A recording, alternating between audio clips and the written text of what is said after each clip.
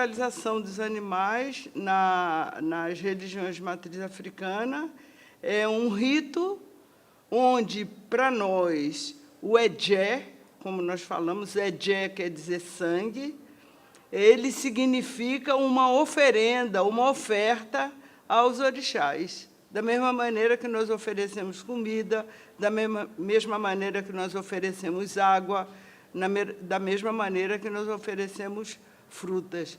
O Edjé, para nós, ele está presente no sangue animal, mas está presente também no reino, vamos dizer, vegetal, através do sumo das ervas que nós utilizamos também nos rituais, ou do reino mineral, que está presente na água. As condições que você tem de você ter a comunicação com o sagrado, é a condição de você ter, de você automaticamente fazer a sua evangelização dentro da religião do candomblé. Porque você, quando está sacrificando o animal, em qualquer religião que ela seja, você está tendo aquela comunicação com o sagrado. Essa é a grande importância da nossa liturgia. O cristianismo fala de sacrifício da missa, na Igreja Católica, pelo menos. Claro, não mata um animal, mas há o simbolismo do sacrifício. E o Islã continua tendo cultos sacrificiais com animal. Mas, principalmente, é importante a gente ver que o sacrifício ele é uma coisa ancestral das religiões, porque é uma oferenda para a natureza, para a vida, para Deus. E essa oferenda, essa oferta, ela pode ter 2 ou 3 jeitos.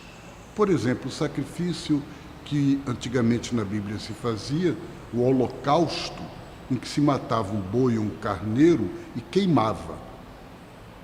Ora, o sacrifício do candomblé não é assim. É sacrifício de comunhão. Significa o cordeiro que é morto, o carneiro, o bode ou a galinha, todo mundo come. Quer dizer, no fundo, o que é o sacrifício do animal? É uma ritualização, é um oferecimento aos orixás da nossa comida. Quem cuida da cozinha, do preparo do alimento, são as mulheres. Esse cargo de abacé é um cargo muito importante dentro do terreiro. Não é qualquer pessoa que é escolhida como abacé, né? Tem todo um ritual, há uma consultas ao nosso oráculo, que são os búzios, para saber se aquela pessoa ela pode ou ela tem esse dom consigo, ela trouxe esse dom consigo de poder participar da feitura da comida. Esses sacrifícios que são feitos dentro da religião, esses animais que são abatidos, ele tem uma parte que é o sagrado.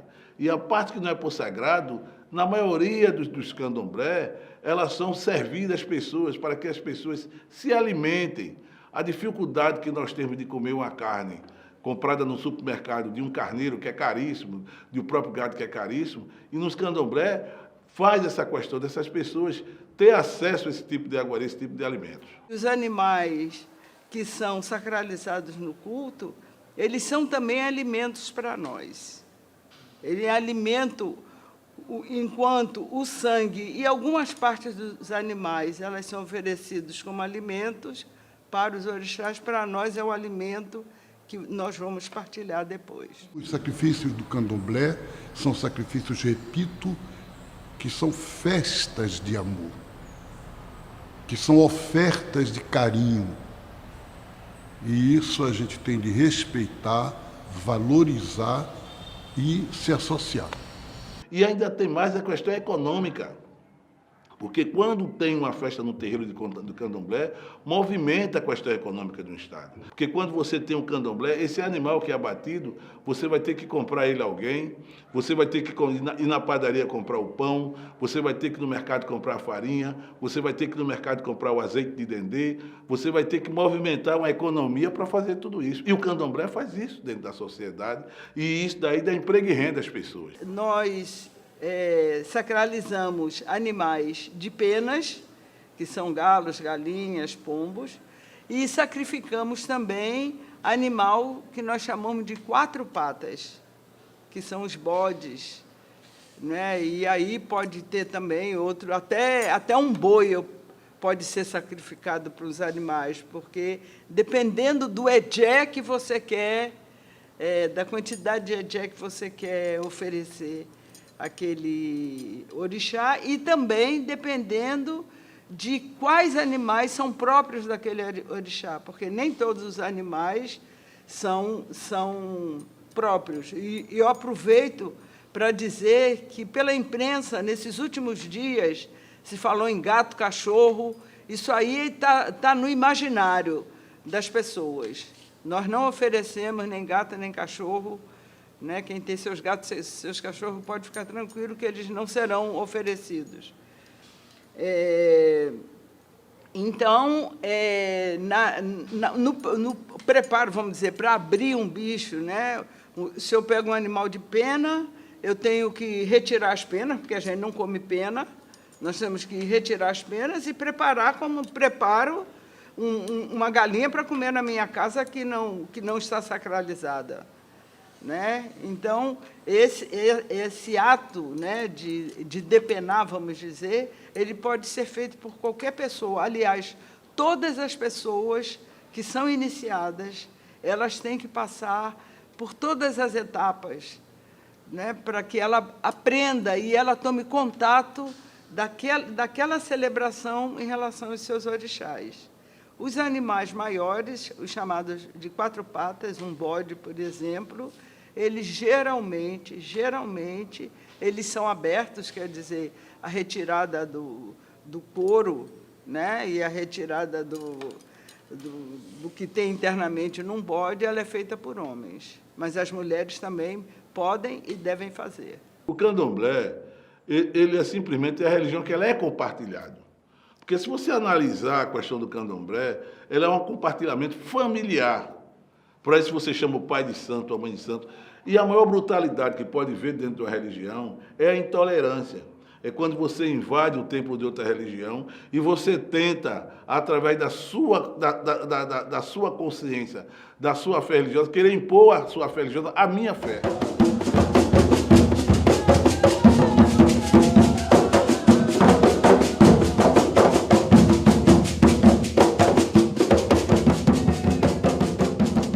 Essa questão ela foi trazida há 10 anos atrás pelo Ministério Público do Rio Grande do Sul para o Supremo Tribunal, indagando se o sacrifício de animais nas religiões de matriz africana não seria uma espécie de maltrato de animais. Ora, gente, nós vivenciamos isso na chegada dos portugueses aqui nesse país, que fizeram os índios vestirem roupas, que fizeram os índios mudar sua religião, os índios que tinham a lua, o céu como o sol como tupão, os índios que tinham a divindade dele, e tiveram que eles se abster de tudo isso por uma questão imposta. E a gente não podemos aceitar isso. Quando você tira a religião de alguém, você está tirando a sua ancestralidade, você está tirando as suas famílias. A religião é uma coisa que veio dos meus avós, dos meus bisavós, dos meus pais, e eu tenho o maior prazer de passar para meus filhos e para meus netos. A gente, quando viemos do África para esse país, a gente não pedimos para vir, viemos para ser escravizados. Não somos descendentes de escravos, porque escravo não é descendência, é submissão. Nós somos descendentes de africano, não de escravo. Mas quando viemos para essa terra, viemos simplesmente, deixamos todas as nossas tradições lá em África. E aqui chegamos. E quando hoje nós temos um candomblé, mesmo com esse secretismo religioso, que Xangô não tem nada a ver com São Jorge, com São João, nem Ogum tem nada a ver com São Jorge, mas foi a maneira que os nossos ancestrais conseguiram para mantermos aqui, quando nós estamos tocando para Xangô e estamos dando secretismo, a gente está olhando para o nosso povo lá na África e olhando para o nosso povo no Brasil. É uma brutalidade nos tirarmos disso. Só que eles esqueceram que outras religiões também praticam a sacralização, digamos assim. Para nós é a sacralização dos animais, e não o sacrifício, o abate, como a imprensa, nesses últimos dias, tem colocado, né? Abate se faz nos matadouros, abate se faz nos frigoríficos. E, aliás, o Brasil é o quarto exportador de carne para outros países. E no Brasil, nós temos o maior rebanho bovino do planeta. Nós abatemos nos frigoríficos do Brasil 140 milhões de frangos por minuto, um boi e um porco. Nós vendemos para 55 países. E, na maioria desses países, são países árabes. E que só recebe esses animais se eles forem abatidos segundo as suas tradições religiosas, que é o sacrifício. Essa polêmica toda sobre sacrifícios de animais nas religiões afro é uma farsa. Ela não tem nenhum fundamento real. Pergunta a essas pessoas que fazem isso se não comem carne, se todo dia não vão para o mercado e levam para casa animais sacrificados. Então, não existe na base dessas ações legais, jurídicas, políticas e sociais contra o sacrifício das religiões afro, o cuidado com os animais. Essa é uma prática que existe em outras religiões que não estão sendo contestadas. O grande problema, como dizia o doutor Edio Silva, que foi o advogado dessa matéria junto ao Supremo Tribunal Federal, é que a macumba, a galinha da macumba, ela acaba incomodando mais do que a vida das pessoas, sobretudo da juventude negra, que vem sendo ceifada a cada dia, fazendo com que o nosso país entre numa estatística de não cuidado com seus filhos. A maior hipocrisia, quando dizia Edio Silva, era quando ele dizia o seguinte: o que mais me escandaliza, a ministra Carmen Lúcia, é o seguinte, que os oradores que me antecederam, que são de ONGs protetoras de animais, estão de sapatos. E sapatos são feitos de couro. Algumas vezes você já analisou o bife nascer de uma árvore? Bife nasce do gado, o bife vem do gado. E tudo que nós comemos, que na maioria da sociedade brasileira, se eu acredito que somente 10% ou menos são vegetarianos, come carne de gado, come carne de porco, come carne de frango, e isso tem que ser abatido. Hipocrisia maior é você não digerir o bife que comeu e dizer que está penalizado por no candomblé se matou um carneiro, porque no candomblé se matou uma galinha, porque no candomblé se matou um porco. O que é que essas pessoas que estão lutando contra isso querem? Que todo mundo seja vegetariano? Eu acho que a humanidade talvez caminhe nessa direção, mas ela não vai ser através de leis, de proibições, de repressão religiosa nem jurídica. Ela será por uma mudança cultural em que a gente vai pouco a pouco descobrindo, não é, formas de conviver em que a espécie humana se verá como uma espécie em comum com as espécies animais e vegetal, em que toda a comunidade da vida forme uma comunhão. Isso é ótimo. Mas eu acredito profundamente que os queridos irmãos e irmãs do candomblé não violam isso ao fazerem os sacrifícios que estão fazendo. Não atentam contra isso.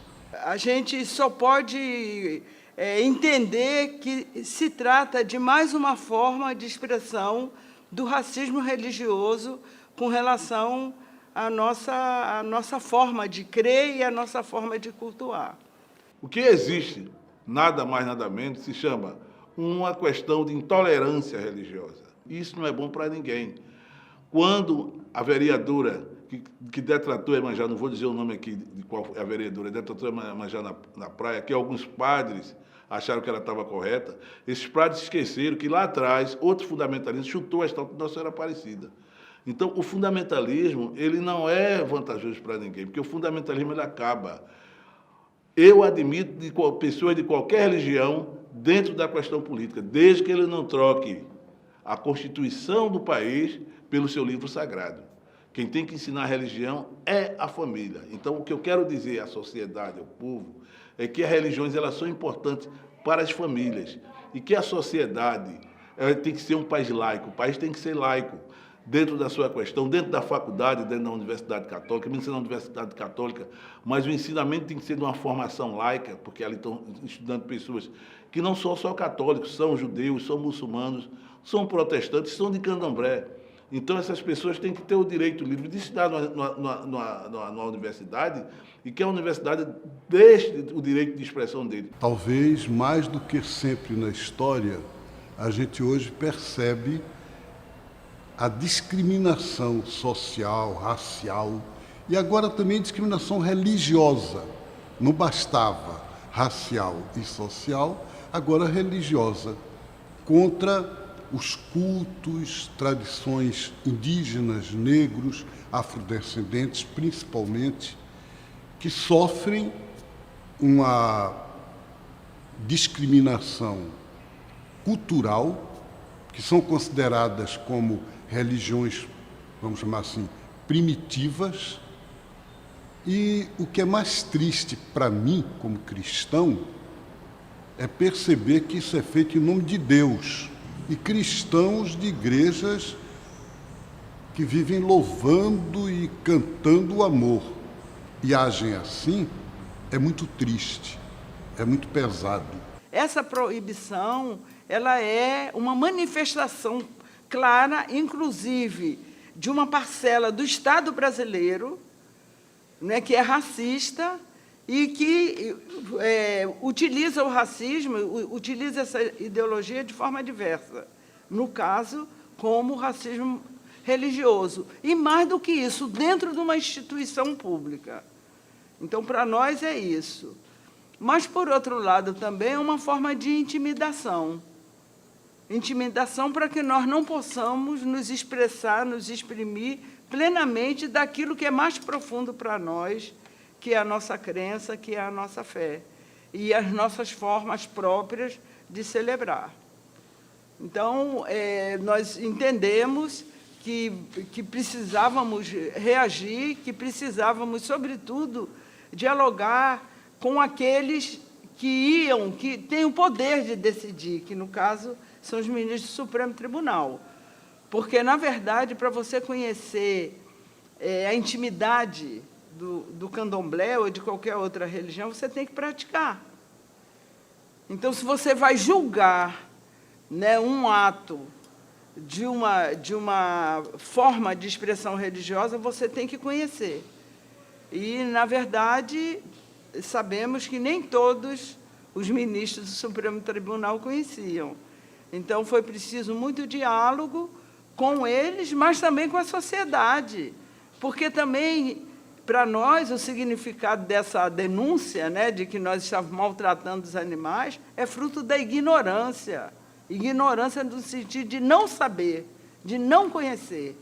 E você só pode julgar aquilo que você conhece. E os terreiros de candomblé, as igrejas católicas, as igrejas evangélicas, os templos religiosos, ele tem um papel preponderante na recondição do homem na sociedade. A sua crença religiosa, ela é muito efetiva, ela é muito importante para a questão. E hoje você se vê diante de uma questão, de uma sociedade, para ver a questão do sacrifício de religião.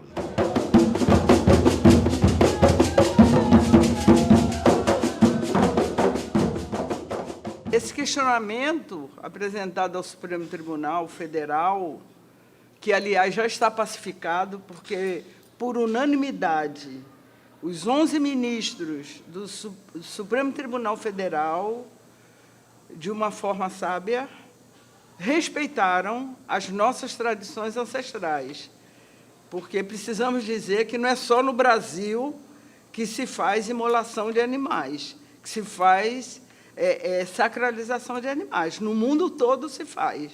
Existe terreiro de candomblé em todos os países do mundo. E, quer dizer, seria irônico, inclusive, pensar que só o Brasil é que iria proibir, não é, que uma parte do nosso rito não fosse efetivada. O Estado fica automaticamente de braços cruzados, simplesmente deixando que as coisas aconteçam. É por isso que eu digo aqui uma das frases ditas por Martin Luther King: eu me preocupo mais com o silêncio dos bons do que com os barulhos dos maus. Eu penso que a gente pode tirar duas lições disso tudo. A primeira é a defesa intransigente da diversidade religiosa e, principalmente, da valorização das religiões que, na história e até hoje em dia, são, vamos chamar assim, lugares de resistência cultural, humana, comunitária, e o candomblé é isso. Então, a gente tem que valorizar. Um segundo raciocínio é que o sacrifício pode ser visto de várias maneiras. A gente pode ter uma religião comercial, em que eu entro no comércio com Deus. Eu te dou uma coisa para você me dar aquilo. Eu compro, né? Eu compro a divindade. E isso é uma coisa horrível. Em qualquer religião, e tem. Tem gente na Igreja Católica, nas igrejas cristãs, em qualquer religião que tem esse tipo de mentalidade. Está errado. Agora, o sacrifício pode ter um outro modo de ver. E esse outro modo é, quando, por exemplo, eu me sacrifico por alguém, o valor não é o do sacrifício, é o do amor, da entrega, da consagração que está ali contido. Essa é uma oportunidade de nós dizermos que as pessoas precisam conhecer mais para poder falar mais e, sobretudo, para julgar. E, por fim, eu queria dizer que nós, de religião de matriz africana e afro-brasileira, aquelas que vêm dos povos indígenas, que nós exigimos e merecemos respeito por parte do Estado, por parte da sociedade e por parte das pessoas. Como dizia, encerra as palavras com a palavra de um grande poeta, de um grande cantor, Bob Marley, que ele dizia o seguinte: o mundo só será melhor quando as pessoas não olharem os outros não pela cor da sua pele, nem pela religião, pelo processo, sim pela pureza do seu coração e a grandeza que as pessoas têm.